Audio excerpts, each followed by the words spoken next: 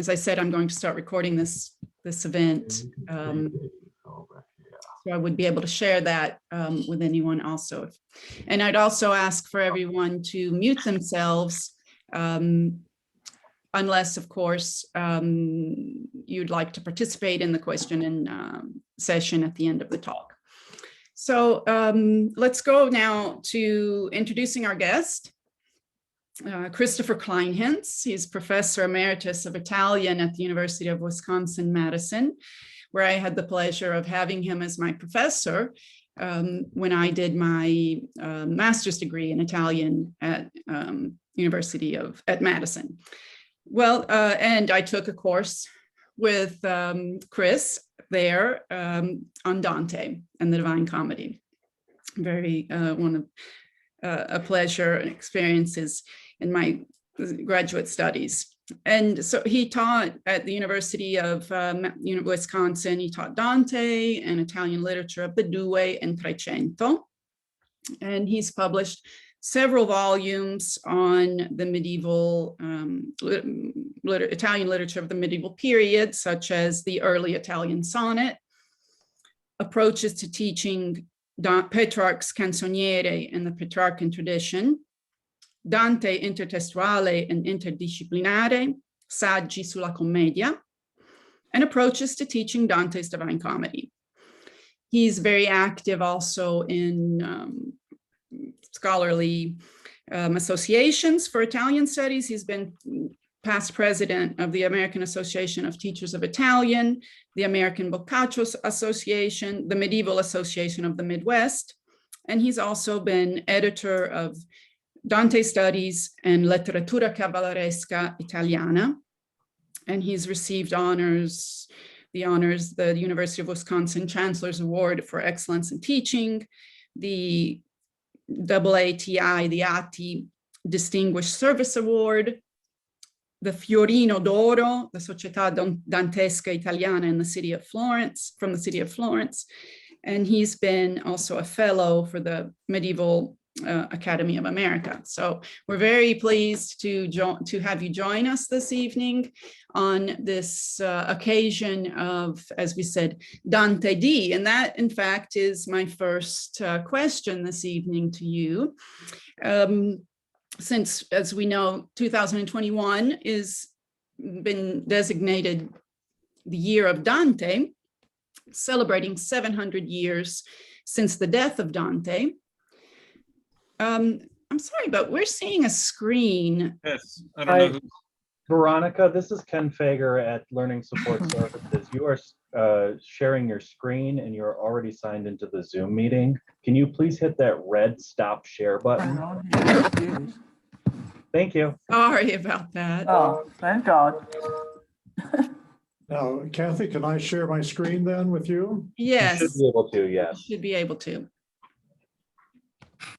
So it might be also advisable. We'll be having slides here as part of the talk, and you can also perhaps to have a better viewing, also put your view on speaker. So as I was saying, 2021 is the year of Dante. And we're celebrating 700 years since the death of Dante in 1321.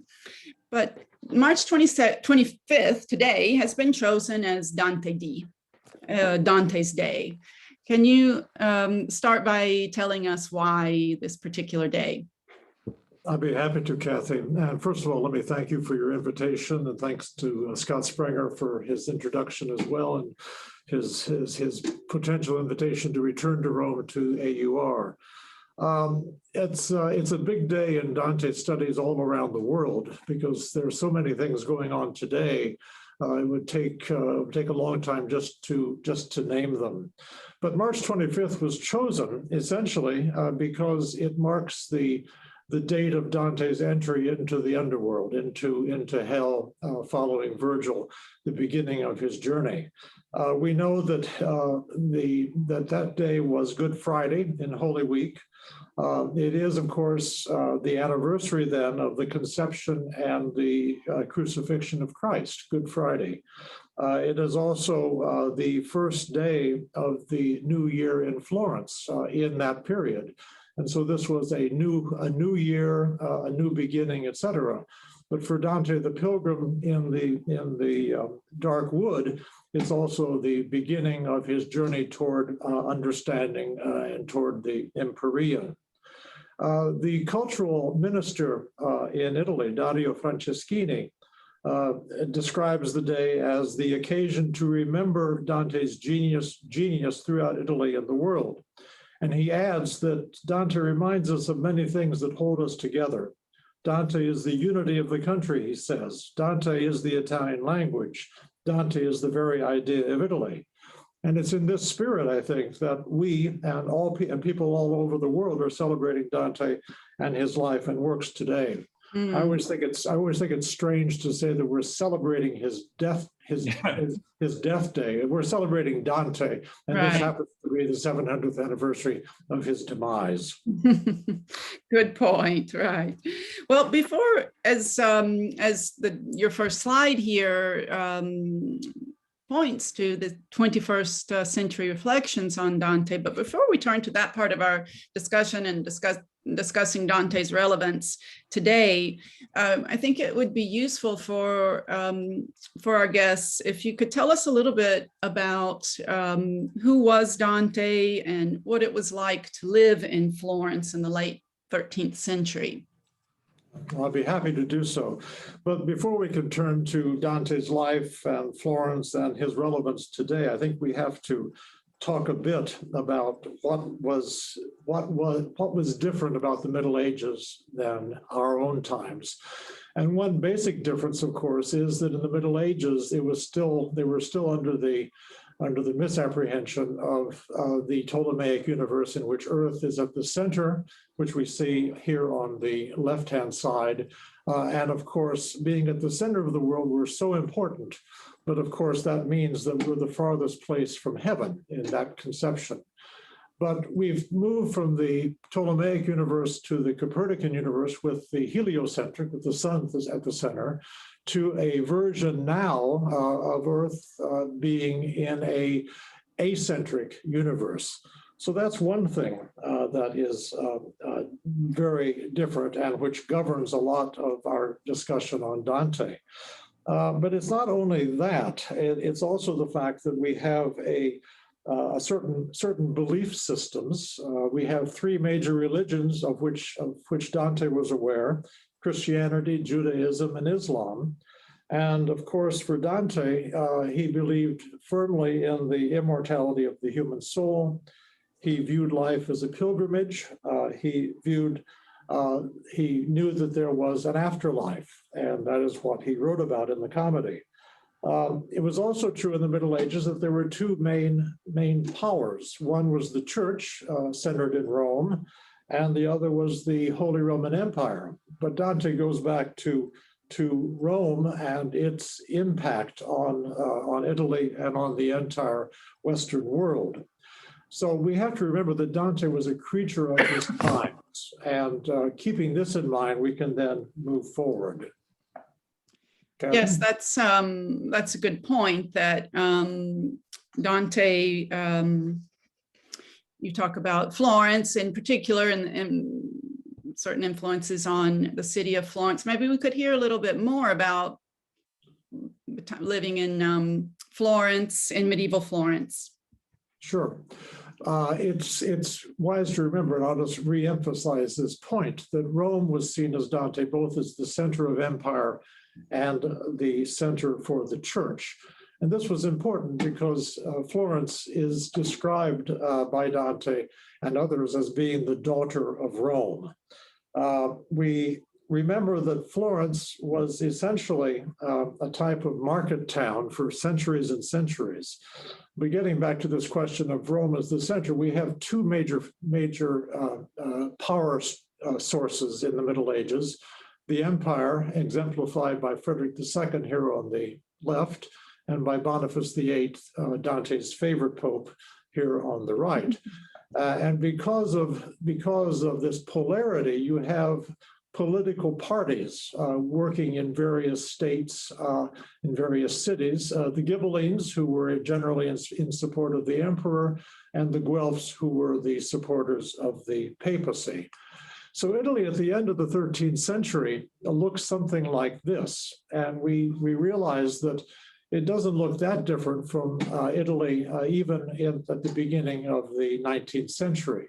We have republics. We have the Republic of Lucca, Florence, Siena, Pisa, but we also have large swaths of territory run by individual families. The Este family with their home in Ferrara, the Bonacolsi family in Mantova, the Scaligeri in Verona, the Carrara family in Padua, and this huge section in the middle of Italy, which is controlled by the papacy, the Stato della Chiesa.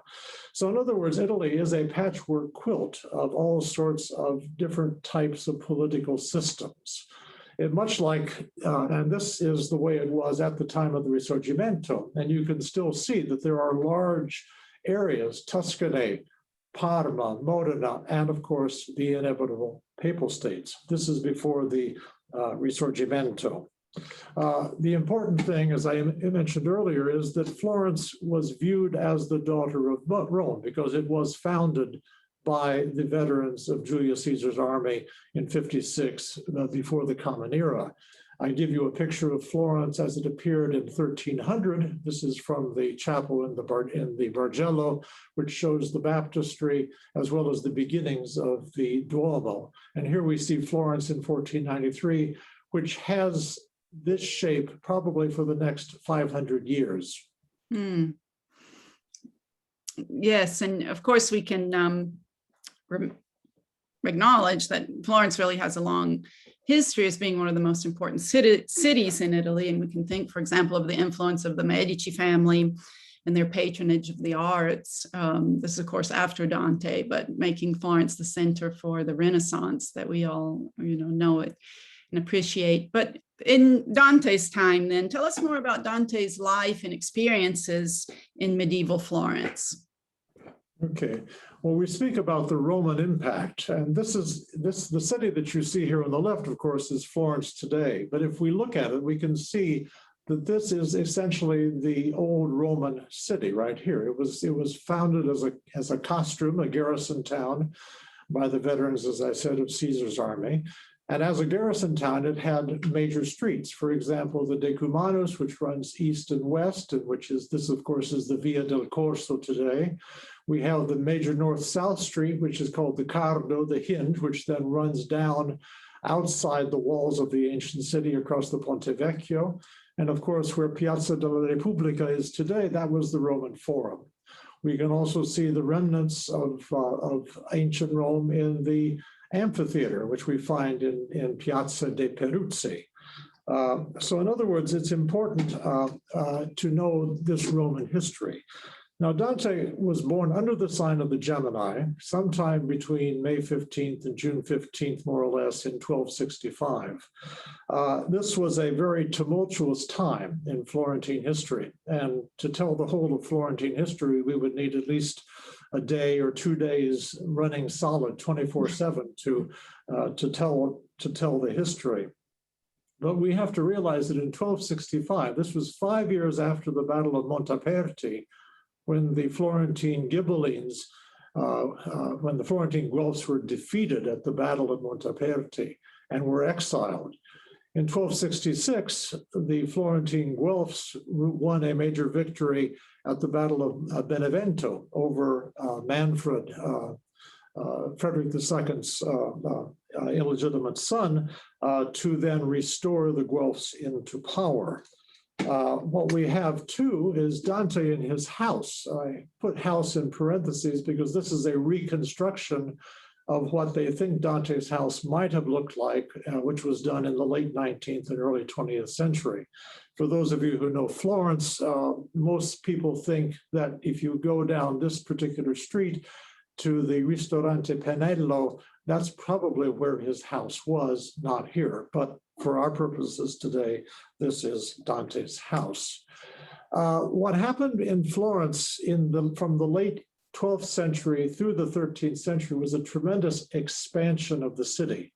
You can see here the early walls of the city, which were then, the city had grown so much by the period 1173 to 1174 that it built a new set of walls, these, which then sufficed the city for about 100 years until 1284, when the size of the city had so increased that it probably went 5 times as large. And these are the walls that were built during that almost 50-year period. And these are the walls that contained the city until the Risorgimento, until the mid-19th century.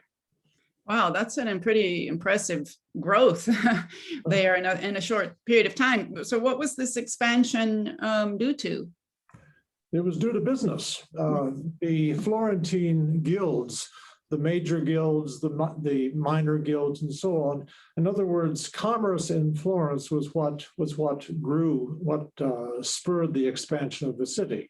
The cloth industry, the wool industry, the silk industry, money lending, all of these various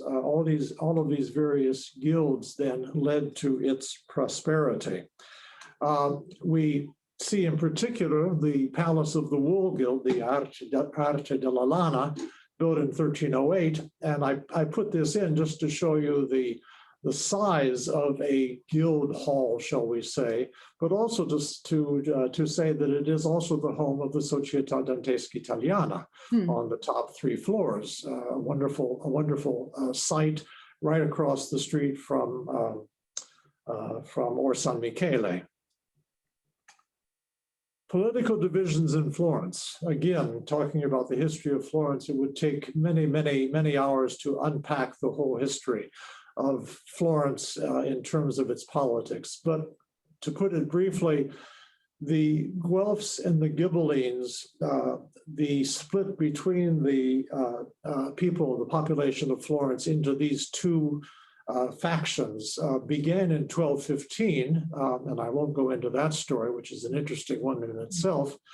And that lasted until 1267, when the Ghibellines were finally exiled for good after the Battle of Benevento that I mentioned earlier. In that next period, from 1266 to 1300, it was essentially the Guelfs who then ran the show in Florence, politically speaking. But then, because of disagreements between 2 factions of the Guelfs, one, the white Guelfs, which were essentially the mercantile individuals, and the black Guelfs, the old aristocracy, from 13 on, this then became the, most of the white Guelfs were expelled after 1300, and the black Guelfs took over. In any event, the political divisions in Florence were certainly deep and resulted in many exiles. Well, was Dante involved in politics? Oh, brother, was he ever? Dante entered politics. Well, let me back up. To get into Florentine politics, you had to be a member of one of the guilds. And so in 1295, Dante enrolled in the Guild of Physicians and Apothecaries. In that position, then, he was elected a prior for a 2-month period from June 15th to August 15th in 1300. I always think about this, and I used to tell my classes, this is an interesting thing about term limits, 2 months for a prior. So he was elected as one of the priors, one of the 6 priors. There were 6 districts in Florence, and so there were 6 priors. But it was precisely because of his political activity in terms of being responsible for, in part, for the exile of leading white Guelfs and black Guelfs in the summer of 1300, that he was accused of corruption in public office and was then exiled. It happened that he was in Rome on a special mission from Florence to the Pope to determine what Pope Boniface VIII's intentions were vis-a-vis Florence. We know that Boniface was colluding with the French monarchy to take over the city of Florence and to have it in his hip pocket, shall we say. And so when Dante was in Rome on this mission, he was his exile was pronounced on January 27th, 1302. Mm. And so then he never returned to Florence after that. No, he never returned to Florence. In fact, this is a wonderful illustration by Giovanni di Paolo, in which Dante shows Dante being shoved out the door from Florence on the left and in solitude here on the right in exile. Mm. Two phrases that he himself coined for his exile and for his own integrity is that he was a Florentine by birth, not by disposition, and that he was a Florentine undeservedly in exile. Mm. In exile, he first went to Verona, and then he went to Padua, and it's really nice to think about his being in Padua precisely at the time when Giotto was decorating the Arena Chapel. Mm. And he would have known Giotto from Florence beforehand, but this way he was able to see him in action. Dante's, between his first residency in Verona and his second residency, which we see here, he spent time in other places, in the Lunigiana, in Lucca, and in Pisa. But here we see his long residence, 6 years, 1312 to 1318, in Verona, under the tutelage of Grande, della Scala, to whom he dedicated the third canticle of the comedy, the Paradiso. Ravenna was Dante's last home in exile, the period from 1318 to 1321, and he enjoyed the protection of Guido Novello da Polenta. He was also being that he was in Ravenna, he was able to see the various artworks like we see here in Santa Pollinare in Classe, or Santa Pollinare Nuovo, or San Vitale. And these mosaics had a definite shaping effect on much of the imagery that we find in the Paradise. So Dante died in Ravenna the night between September 13th and 14th in 1321. This shows his tomb in Ravenna. In fact, his final resting place is there in Vienna, not in Florence, as we might expect. But it's also true that the Florentines came to regret, we can say, exiling him, didn't they? You betcha they did. They tried on several occasions to steal his body or his bones or whatever was left of him, but without success. And so in the early to mid 19th century, they then constructed this cenotaph, that is a tomb without a body, in Santa Croce in Florence. Yes. Well, I mean, this is really fascinating to hear about Dante's life and experiences as an exile, and we'll come back to that. I want to come back to that in a later in the talk. And we can say maybe those, these experiences that he had as an exile and the works that he wrote as he was traveling around really explain partly why he holds such a large place even in the popular imagination and in popular culture. It's kind of interesting to note this. Even today, there are several references in popular culture to Dante. Could you maybe tell us a little bit about some of those?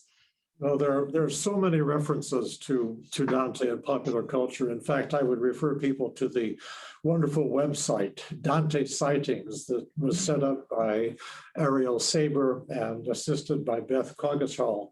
Ariel is at Bowdoin College, and if you look up Dante Sightings, you can find a whole raft, hundreds and hundreds and hundreds of appearances of Dante in popular culture, in the contemporary imagination. One example, of course, is to take the basic shape of hell and to do something with it. So you can add a 10th circle. This is in the satirical weekly magazine, The Onion, which actually began here in Madison, Wisconsin. And I love the way they describe the growing of hell. We're really on the grow down here. This is an exciting time to be in hell.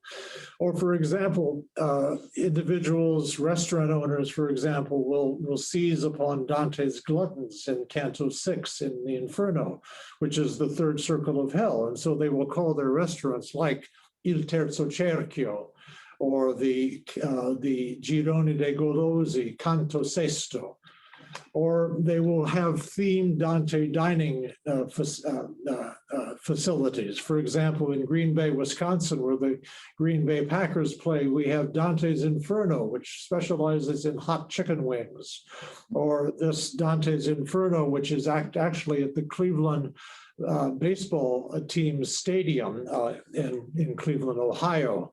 Or, for example, Dante lending his name to a brand of olive oil. Or, for example, we have new versions of hell. For example, the academic edition of Dante's Inferno, Limbo for those graduates. What are we doing with our lives, this one says. Or here, hell, go to hell, the game. I've never played it, fortunately.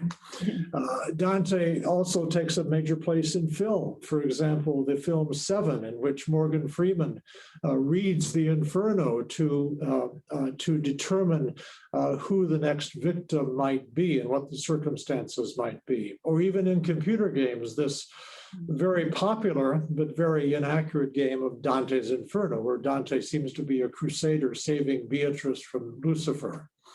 Or Dante in fiction, Dan Brown's Inferno, or Matthew Pearl's The Dante Club, which actually deals with the Dante Club that Henry Wadsworth Longfellow set up in Cambridge, Massachusetts, and in which there are a number of murders which essentially imitate certain punishments in the Inferno.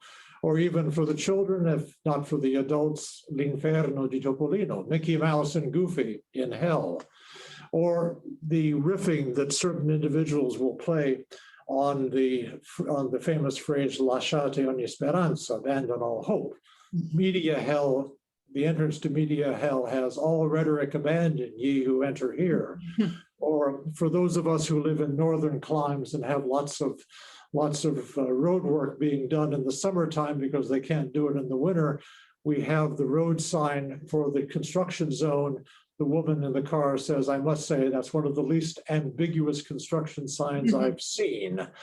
In other words, these are all part and parcel of the of Dante in popular culture. And this just scratches the surface. Right, I imagine. And it's probably a lot of references that, perhaps people aren't even aware that they come from Dante. But what do you think it's about these? I mean, have they had any of these popularizations, I guess, of Dante? Have they had any effect on his legacy or on the study of Dante?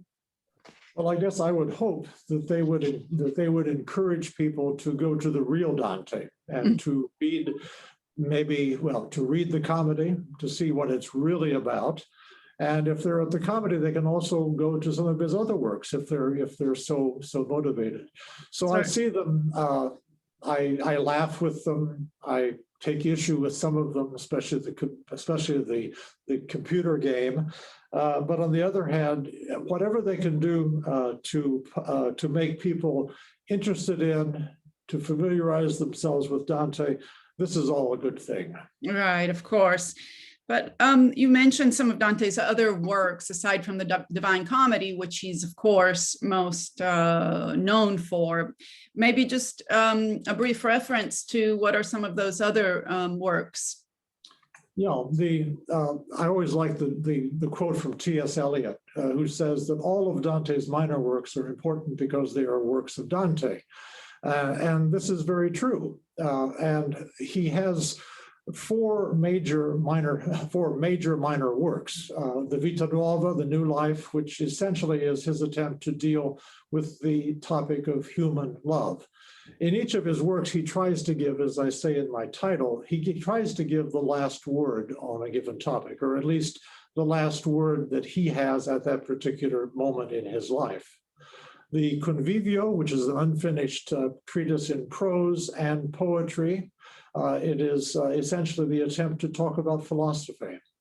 The De Vulgare Eloquentia, another unfinished work. He deals with language, the qualities, the characteristics of what would be a national language for Italy, and for poetry itself, the major, the important, the excellent, the outstanding themes of poetry. And then the Monarchia, in which he deals with the very topical question at his particular time in history of the relationship between church and state. However, the Divine Comedy is different in its design and its scope and its cast of characters and its purpose from all of the other works. We can see in these two representations, which are both on the first page of the Inferno, what we see is not Dante lost in the dark wood, but we have a picture, an image of the figure of justice. And so the comedy is essentially a poem about divine justice. Dante, of course, who was, in his view, unjustly exiled from Florence, is determined to investigate the nature of justice, both human and divine. And in addition to writing the poem, he intends to benefit human society in several ways by addressing the problem of evil on earth through giving numerous examples. He does it by celebrating virtue and providing positive examples for imitation. He does it also by exposing rampant corruption in the church and its secular politics. And finally, he provides a vision of perfect order that obtains in the universe and that would be the goal of all human beings. So in the poem, what we find is Dante lost in the dark wood in Canto 1. He comes to himself on the evening of Maundy Thursday. Virgil comes the next day to meet him, to save him from the dark wood, and together they go down through the circles of hell that we see here in Nardo di Cione's fresco in the Church of Santa Maria Novella. Once they are out of hell, they ascend the mountain of purgatory, meeting with various souls, finding out about the various purgation processes, and arriving in the Garden of Eden at the top of the mountain of purgatory. And then finally, he and Beatrice move upward through the 9 celestial spheres to the vision of the triune God in the Empyrean. The poem, I must stress, is not a dream vision. This is not an allegory of poets. This is not a poem in which Dante is simply an everyman who is going through and meeting allegorical figures of various vices and so on. This is a real journey that Dante intends for us to believe. In fact, Charles Singleton, the great American Dante scholar, said at one time that the fiction of the Divine Comedy is that it is not fiction. And so Dante asks us to believe his fiction, that he actually went through hell. And he, in his journey, he meets real individuals, real historical people. He learns from them and their lives. In fact, he presents his journey so realistically that individuals believed that he was the man who went to hell and came back. In fact, the story that Boccaccio tells in his life of Dante is that when Dante was in Verona, the women on the street looked at him in awe. They said, look at his dark complexion, look at the way his hair is sort of crisped. He got too close to the fires of hell. And so consequently, there is something to Dante's powerful writing that caused people to believe things like that. Finally, we could say that Dante is the father of the Italian language. And he did that precisely because he wrote the Divine Comedy in his native Florentine dialect. Well, thank you. That's really fascinating to understand more about Dante's life and his works and the times in which he lived. But let's now turn to a discussion of his relevance today and how he and his experiences and his work can help us understand better ourselves and our world and the society which we live in today. Can the problems that he faced and his society faced offer solutions to us for us today? Can they be meaningful and significant for us in the 21st century? And I see your first idea here. So for example, what do you think Dante would have done in our time of COVID-19? How would he have faced this moment of crisis? Well, again, I have to say that Dante's times were greatly different from ours in many respects, but in many ways they're very similar. Because in Dante's day, there were pandemics, there were plagues that then occurred regularly throughout the Middle Ages, and they were a constant, ever-present threat. And let's not forget that Boccaccio set his Decameron in 1348, in the Florence of 1348, when the Black Death was raging. And I would think that Dante today would understand the whole question of social distancing, for example, sheltering at home, the fact of job losses. He was an exile. He was outside of Florence. Dante knew about economic hardship. He knew about isolation. He knew about the loss of a sense of community. Because he had lost his citizenship when he was exiled, and he had no rights, and he had to exist at the mercy of various families who would take him in the various cities. Indeed, for those of us who have read the comedy and have gotten as far as Paradise 17, we see his pensive, solitary nature, and he puts into his verses, especially in that canto, where he's meeting with his great-great-grandfather Cacciaguida, who then talks about his exile. We see the poignant expression that is there. I'll just quote some of the lines.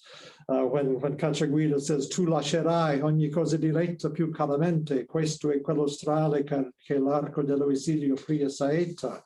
You shall leave behind all you most dearly love, and that shall be the arrow first loosed from exile's bow.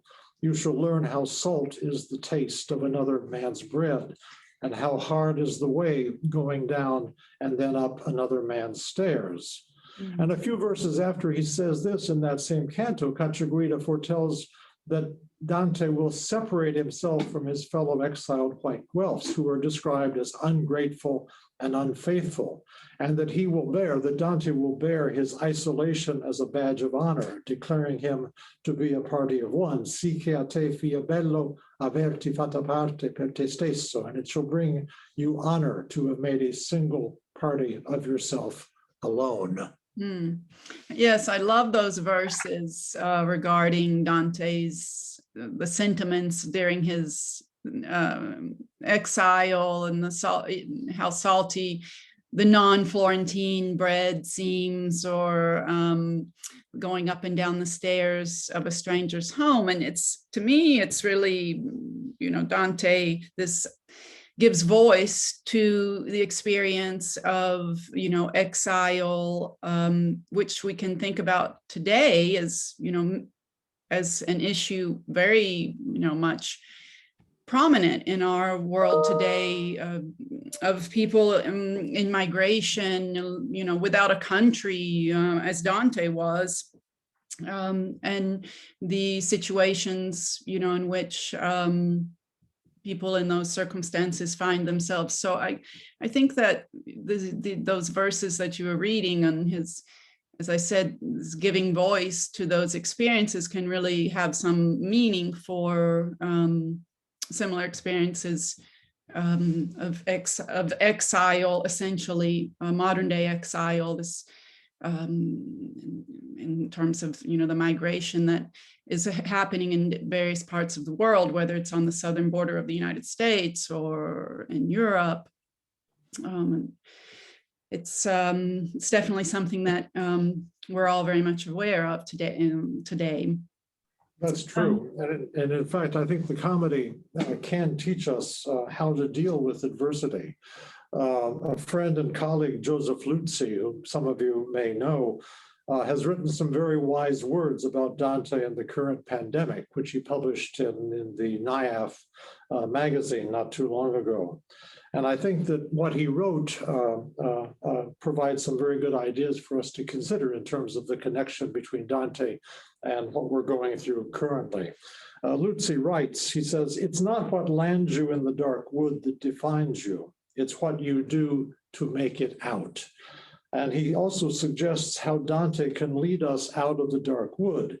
I'm paraphrasing here, but he says that we can show an awareness of other people's suffering and share the pain. He says that we can look for and try to imitate those individuals who embody good sense and compassion and who have a positive vision and inspire others to action. And finally, he says we can immerse ourselves in pleasurable and beautiful things, even the smallest ones, for beauty is often fleeting and needs to be captured and enjoyed, like reading the beautiful verses of the comedy. Amen. Well, I don't know if we'll have time to make it through all of these, but let's go on to politics and how Dante's experiences and how he relates them in his works can relate to us today.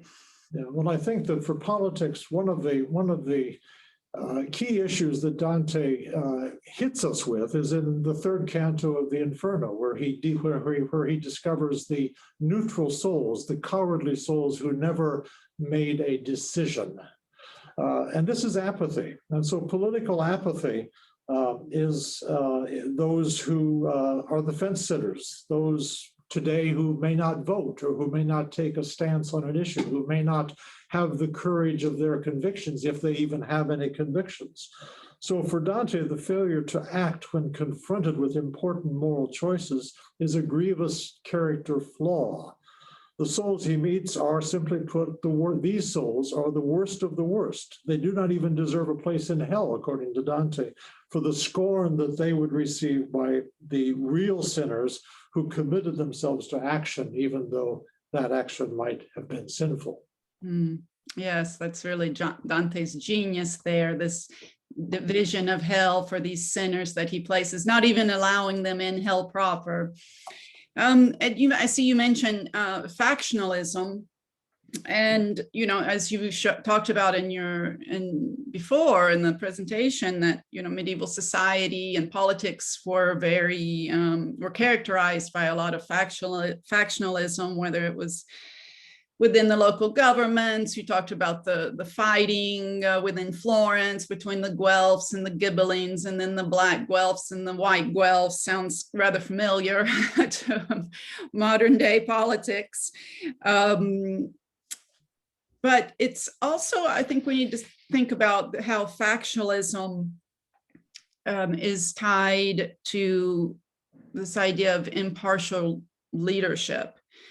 And how Dante, we can really say, is a victim of factionalism, and his outing, his exile from Florence as sort of as an innocent bystander of that opposing party,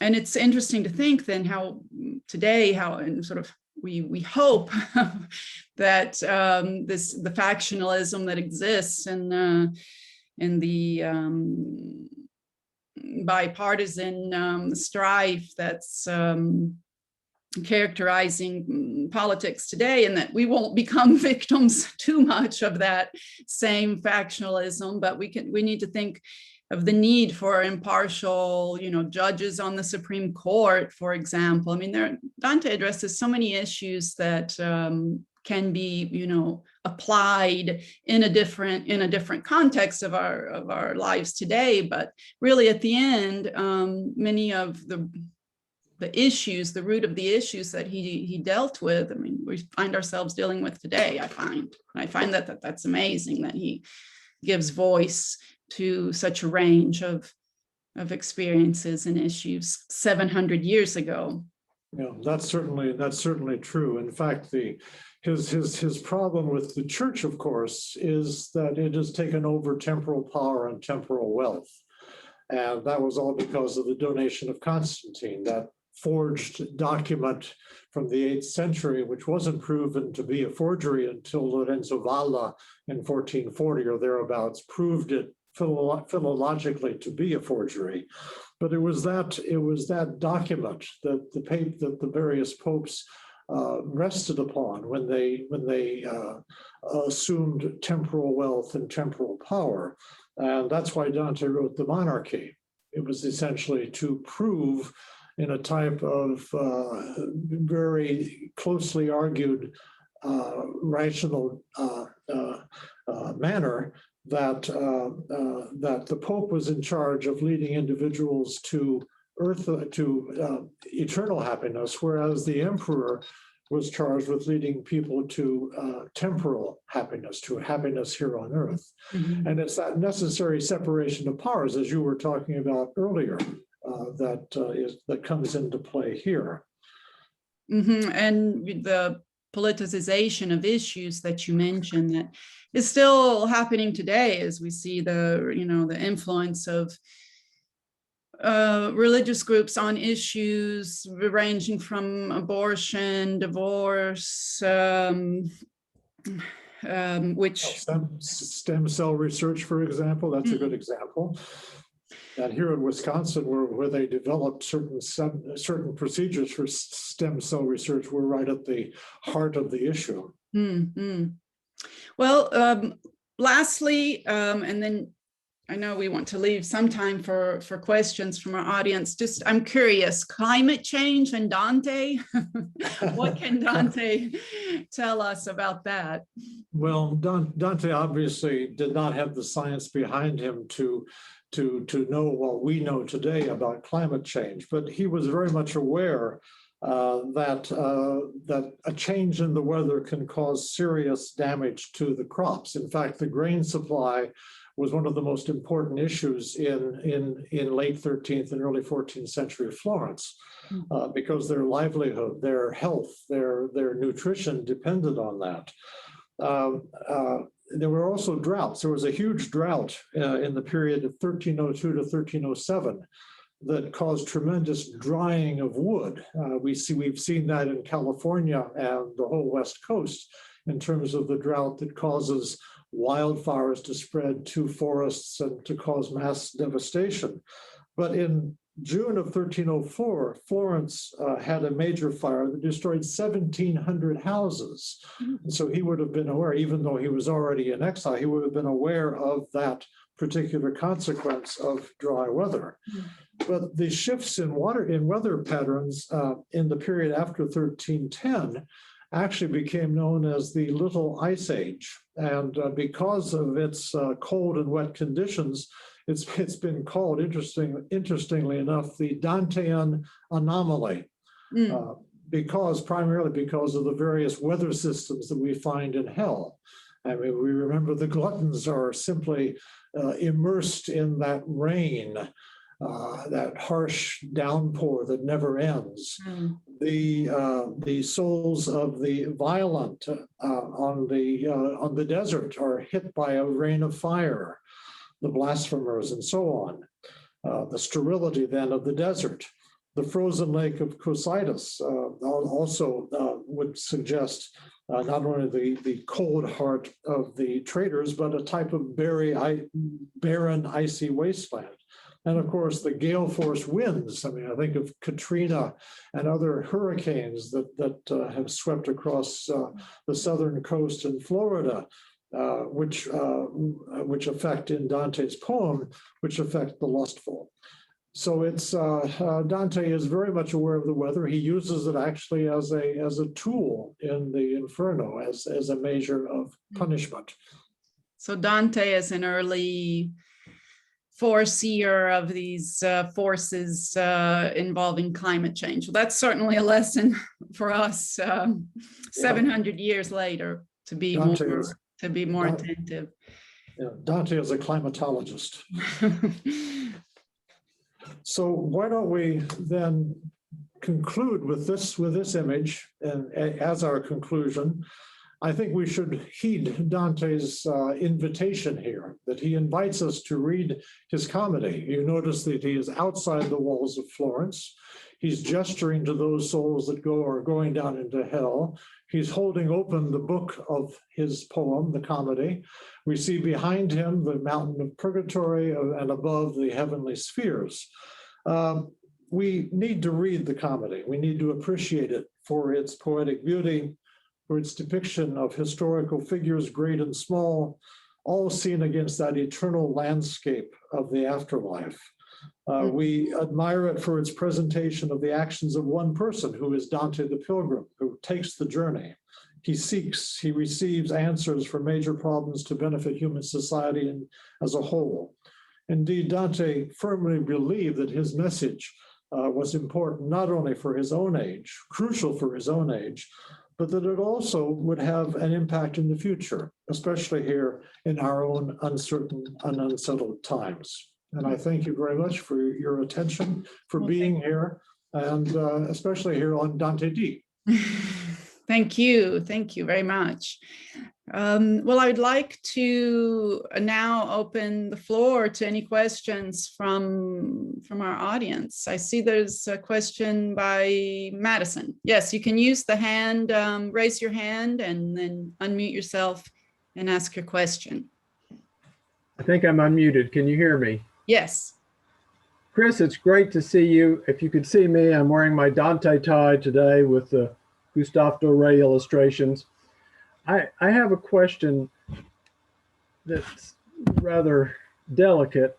I've had students, let's say Muslim, LGBTQ, Jewish, who have been offended or have chosen to take offense by some of Dante's depictions of Jews or homosexuals. How have you dealt with that? I mean, do you just say, well, he was a man of his times and that's how he looked at it? How do you make it relevant for those groups that oftentimes feel that they're marginalized by a medieval Christian poet? That's one of the biggest questions, Madison, I think that many of us have to deal with today. I guess in a way, I'm glad I retired 13, 14 years ago and don't have to deal with those questions in class these days. I guess what I can say is that yes, Dante was a man of his times. He was imbued with certain beliefs and so on, but he was also aware enough of the basic goodness of individuals and the basic integrity that individuals had, no matter what their religion, no matter what their sexual orientation, whatever. You remember that there are not only do we have sodomites, the usual term sodomites in hell, but we also have them in purgatory. So in other words, it's not that they're damned. It is, who knows? Dante may have condemned certain people like Renato Latini, not for their quote homosexuality, but for, as Richard Kay would have it, for having believed in the wrong kind of government, or as other people would say, for other reasons. Similarly, I know that there was the plot in Italy to bomb a certain chapel in the Church of San Petronio in Bologna, the one that depicts Muhammad in hell. And if we go back in history, the belief that Dante had, and I'm convinced of this, is that he did believe that Muhammad was a renegade Christian and was forming his own sect. And for that reason, he was a schismatic. He was dividing the essential unity of Christendom. So it's difficult. I must say that in the book that Christina Olson and I did on teaching Dante's Divine Comedy that just came out this past year from the MLA, there's a wonderful essay in there by Gary Chestato dealing with issues of this nature. And I would recommend that essay, as well as other essays that have been written about Dante regarding these touchy matters. But Dante had he had trouble with certain notions of God's judgment. In the end, of course, he throws up his hands and says, well, who are we mere mortals to decide on certain issues? And that came to a fore in the heaven of Jupiter, where he finds not only the great leaders of the past, but also he finds the figure of Ripheus, the very minor character in Virgil's Aeneid, who is described by Virgil as Justitissimus, and he is the most just, but he is among the saved. And so it is that unknowability of God's judgment, of divine justice, that tormented Dante. So yeah, to get to your question, I got no clue. Well, we have another question by Davis. Hi there. Yes, thank you. Along these same lines, I've always been puzzled studying Dante, understanding how he would confront human nature following his philosophical ideologies, so to speak. It's for this reason he puts lust, I think, at the end of Purgatory. I'm wondering what you, Professor, would suggest Dante would have to say towards carnal volitions following Dante's ideologies. And also to add to the prior question, I think, who was it? Teolinda Barolini at Columbia, in her digital Dante, she speaks about how Dante puts homosexuals with heterosexuals in the same level of in purgatory at the lustful, which is to say that he's quite lenient, it seems, considering in terms of his reality. But speaking towards solely the carnal volitions, I'm curious what you believe Dante would say, how we ought to lead our lives when it comes to that line of romance and things like this, especially because his love for Beatrice was so spiritual, shall we say. Right. I think that it all comes down in the Inferno to a question of moderation. Dante is of the view that human carnal love is certainly fine, but once it rises to obscure higher goals, in other words, if you make a surrogate deity out of sex, that's when you're guilty of going too far. Dante, for the sins of incontinence, he is essentially saying that it is the aura mediocritas, the golden mean. In other words, between, don't go to extremes either way. I mean, avarice and prodigality are the two extremes in the seventh canto, in the fourth circle. Gluttony, people have to eat, but they don't have to gorge themselves, nor do they have to starve themselves. The same way with Paolo and Francesca. Not only was it adulterous, but it was completely overwhelming, and that's why they're being borne by the gale force winds, because they simply lost control of their reason. What's the line? Che la ragion sommettono al talento, who subject reason to desire, and that's the question. Now, the Inferno, of course, is based on a more or less Aristotelian model for sins. the purgatory is based on the model of the 7 deadly sins and their counterparts. And so we have then pride, envy, anger, and so on, all the way up to the, what Dante would say would be the least significant sin, which would be lust. And there, interestingly, as I indicated before, we have both the heterosexuals and the homosexuals all together and living in perfect harmony. So I think for that particular thing, it is essentially a question of measure, of moderation. I don't know whether that satisfies it, but that's the best. That's as good as I can do right now. Thank you. Any other questions?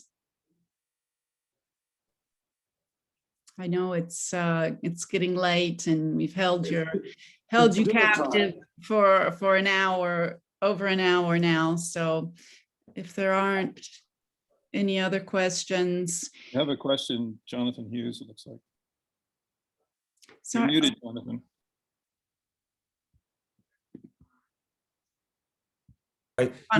Yeah, sorry.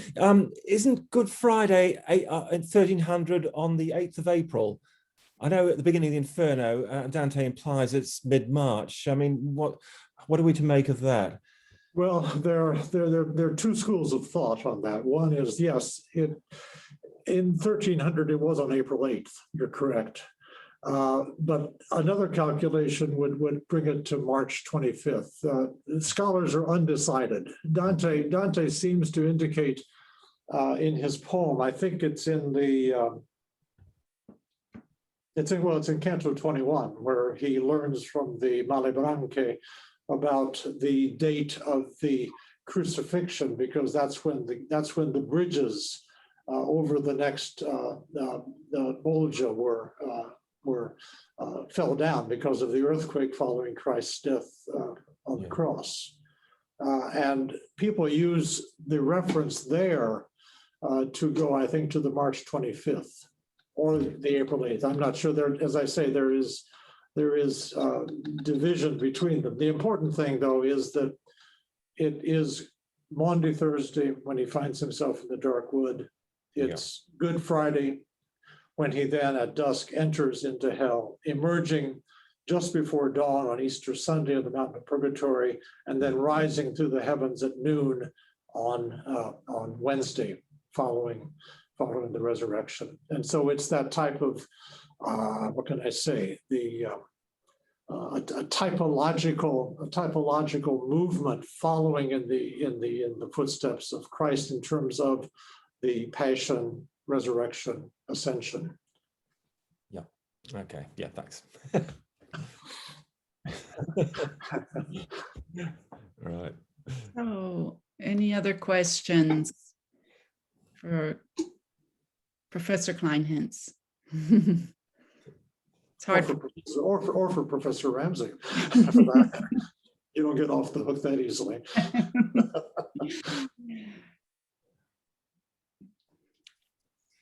Well,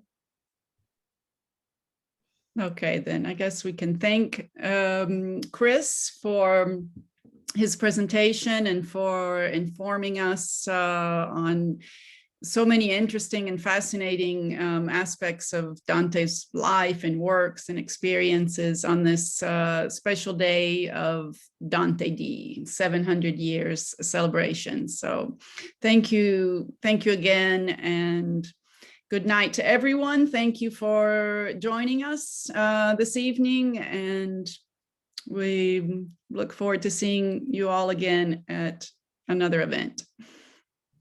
I add my thanks to all of you as well. Be well. Bye, everyone. Good night. Thank you.